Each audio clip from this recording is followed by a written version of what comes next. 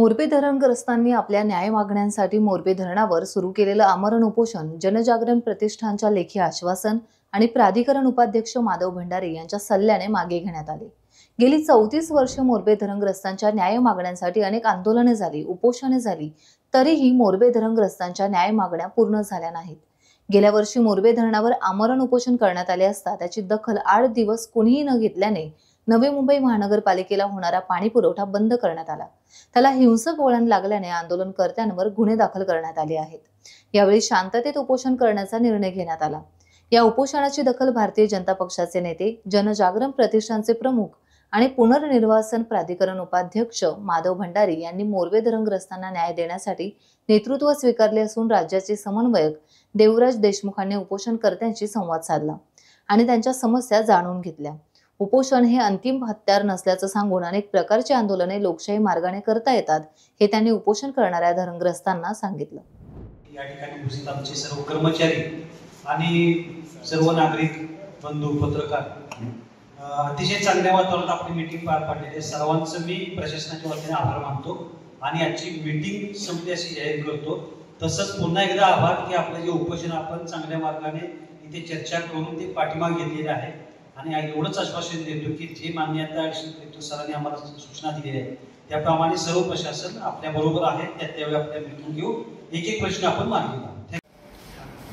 मोरबी धरणग्रस्त जे नागरिक आहेत, समिती आहे, त्याच्या वतीने आंदोलन करण्यात आलं होतं। याच्या अनुषंगाने त्याची दखल घेऊन जिल्हा प्रशासन आणि महापालिका, नवी मुंबई प्रशासन यांचे एकत्रित अधिकारी, आमचे जिल्हा पुनर्वसन अधिकारी आणि आमचे ॲडिशनल कलेक्टर साहेब सुद्धा या ठिकाणी उपस्थित होते। एकत्रित नागरिकांच्या मागणीच्या अनुषंगाने सर्व प्रश्नावर चर्चा झाली। त्यांच्या ज्या प्रमुख मागण्या होत्या त्या प्रमुख मागण्याबाबत सरकार पातळीवर काय उपाययोजना सरकार करत आहे याबाबत त्यांना माहिती देण्यात आली आणि याच्यामध्ये असं ठरवण्यात आलं की ज्या ज्या मागण्या आहेत त्याचा त्या स्तरावर पाठपुरावा करण्याचा आहे आणि जो पाठपुरावा करत आहे त्यासाठी जे वेगवेगळे जे प्रशासन आहे ते त्यांच्या परीने प्रयत्न करेल। अर्थात यामध्ये सर्व ठिकाणी जे धरणग्रस्त जे आमचे नागरिक आहेत ते त्यांचे सुद्धा प्रतिनिधी यासोबत आहेत। त्या सगळ्या मागण्यांचा सखोल इथं चर्चा झाली। याचं चर्चा झाल्याप्रमाणे सर्व धरणग्रस्तांना आश्वासित करण्यात आलेलं आहे आणि माझी खात्री आहे की जसं आश्वासित करण्यात आलेलं आहे तसं कालबद्ध कार्यक्रमानुसार एक एक समस्या याच्यामधून समस्येचं हल निघेल।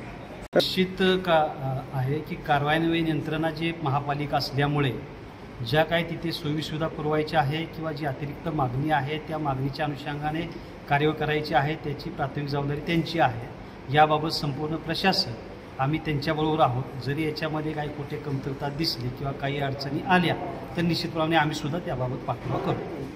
मी योगेश प्रभालकर, मोरबी धरण प्रकल्पग्रस्त कृती समिती सचिव आहे।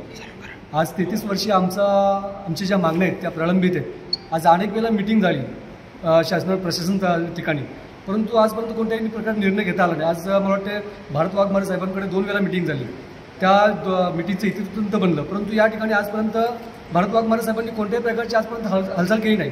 परंतु त्याला उत्तर म्हणून त्याला काहीतरी प्रतिकार म्हणून आम्ही उपोषण ठरवलं, कारण की नाक दाबल्याशिवाय तोंड उघडत नाही आहे। तर हे आम्हाला माहिती होतं, परंतु आज आम्ही मोठं उपोषण 9 तारखेला उपोषण ठरवलं आणि 9 तारखेला उपोषण ठरवल्यानंतर अनेक शासकीय प्रशासकीय लोक आमच्याकडे आले की उपोषण मागे घ्या म्हणून, परंतु उपोषण मागे घ्यायला जर आमच्या मागण्याचं आजपर्यंत 2 ते 3 वेळा आम्हाला फसवलं की उपोषण मागे घ्या, तुम्हाला मिटिंग देतो, उपोषण मागे घेतो आम्ही, परंतु मिटिंग अद्याप दिलेली नाही आम्हाला। परंतु आज मिटिंगमध्ये बसल्यानंतर आज उपजिल्हाधिकारी होते, परत प्रांत साहेब होते, परत तहसीलदार साहेब होते, पोलीस प्रशासक होते, अनेकांनी आम्हाला पोलिसांनी सुद्धा सांगितलं की तुमच्या ज्या केसेस आहेत त्या आम्ही मागे घेतो म्हणून। तसेच महसुली खात्यामध्ये ज्या त्रुटी आहेत त्या ते पूर्ण करणं असं सांगितलं।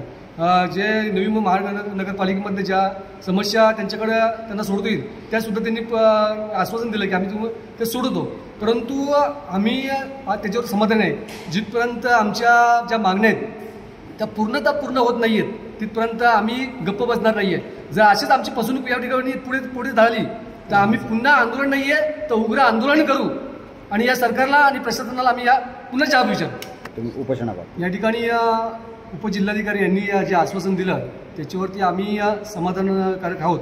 तर त्यांचा मान ठेवून आज आम्ही या ठिकाणी उपोषण मागे घेतो. टाइम्स डिजिटलला लाईक करा, सबस्क्राईब करा, शेअर करा आणि बेल आयकॉन दाबायला विसरू नका. पाहत रहा टाइम्स डिजिटल.